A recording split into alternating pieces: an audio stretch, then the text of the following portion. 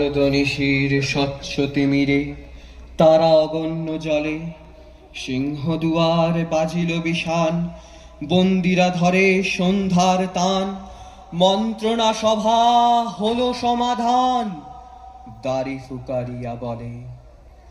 এমন সময় হেরিলা চমকি, প্রাসাদে প্রহরী যত, রাজার বিজন কানন মাঝারে, স্তূপ পদমূলে গহন আধারে জ্বলিতেছে কেন যেন সারে সারে প্রদীপমালার মতো। মুক্ত কৃপানে পুররক্ষক তখনই ছুটিয়া আসি, শুধালো, কে তুই ওরে দুর্মতি, মরিবার তরে করি সারথি? মধুর কণ্ঠে শুনিল, শ্রীমতী, আমি বুদ্ধের দাসী।